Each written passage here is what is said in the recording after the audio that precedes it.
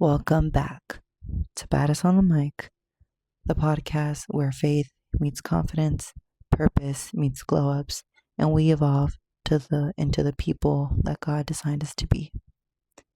Today's episode, it's for those people who know that they're growing, but still battle with habits, thoughts, or environments that keep pulling them backward. This episode is for the version of you who knows they want more discipline, more peace, more purpose, more confidence, but still sometimes slip into old habits and patterns. We're talking about one thing today. Act like the person you're becoming, not the one you're leaving behind. Because your identity shapes your habits, and your habits shape your calling. So if you want to step into the next level God has for you, you keep moving like the old. You can't keep moving like the old you. Let's get into it. First off, I want to talk about identity before action. Here's the truth no one tells you. You don't act your way into identity. You believe your way into it. A lot of us wait to feel ready. Like, once I'm confident, I'll show up here. I'll show up there. I'll show up more. Once I'm healed, I'll stop choosing bare minimum men or women. Once I feel motivated, then I'll start waking up early. But the craziest thing, you won't feel ready until you start acting ready. God doesn't bless who you pretend to be. He blesses who you're becoming and are. So the question is, if the highest, most healed, most disciplined, God-centered version of yourself walked into your life right now, would they even recognize your habits? Would they recognize how you talk to yourself? Would they recognize the way you let people treat you? Will they recognize the way you protect your peace? Identity comes first and habits follow. You want a new life? You need a new identity. Now I want to talk about how small habits have a big transformation.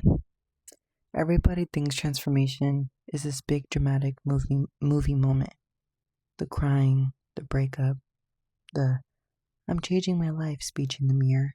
But no, transformation is it's actually kind of boring.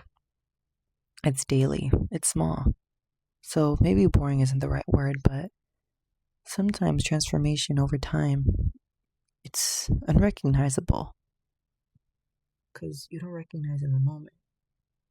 And then later on, you do. And some people recognize it in the moment and are thankful for every single moment that they've noticed that they've changed or moved from old habits. And I think that's what everyone should do. I think everyone should celebrate any small accomplishment that they've made. It's waking up 30 minutes earlier when you'd rather snooze. It's studying instead of scrolling. It's praying when you feel stressed instead of texting someone who brings chaos. It's hydrating. It's sitting in silence with God. It's doing what you said you were going to do even when nobody else sees it. Let me tell you something. The version of you God is building is hidden. You are built in the morning nobody sees. You are built in the habits nobody claps for.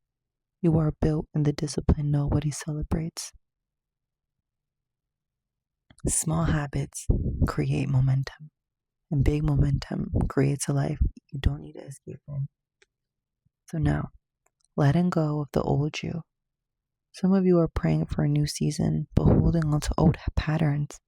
And those patterns are the reason why you feel like you're still stuck in that old season. You want no results, but you still think like the version of you who was surviving and not thriving. Let's be real.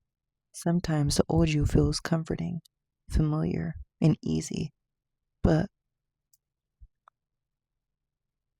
when you go back to it and it's familiar, you're stuck. Repeat after me. Old mindset, old rules. New mindset, new rules. Repeat after me.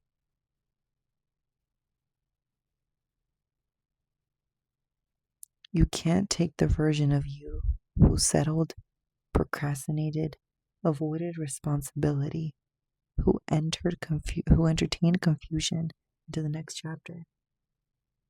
God is trying to elevate you, and you're trying to bring baggage that cannot fit on that level. Let it go. Thank the old you for surviving. But now you're stepping into a new season. You're stepping into thriving. Now, let's talk about mirroring the habits of disciplined people. Want to know the fastest way to grow? Not motivation, not waiting for confidence, not watching another 3-hour glow up routine on YouTube. It's mirroring the habits of disciplined people. Successful, God-centered, emotionally mature people all have few things in common. Faith routines. They pray before reacting. They ask God before making decisions. They invite God into their schedule, not just their crisis. Physical discipline. They move their bodies. They go to the gym. They take care of their health because a foggy mind lives in a foggy body. Study and work consistency. Consistency. They do their work even when they don't feel like it. And trust me, nobody feels like it every day. Emotional maturity. They don't let their feelings lead the whole show. They communicate. They set boundaries. They don't chase chaos. They choose peace. Stop watching disciplined people and start imitating them. Not perfectly, just consistently. Now I want to talk about choosing environments to support growth. Let's talk about rooms, because the rooms you enter sharpen you or dull you. You can't grow if your environment is filled with people who are comfortable being stuck. You can't become disciplined if everyone around you loves drama, procrastination, gossip, or comfort. Sometimes the biggest glow up is not a new routine, it's a new room. Ask yourself, does this environment push me toward discipline or distract me? Do these friends bring me closer to God or pull me away? Do I feel inspired when I leave or drained? Growth requires intentional placement. Stop planting your purpose in dry soil. So, here's your reminder. Act like the person you're becoming, not the person you're leaving behind. Your future self is waiting for you.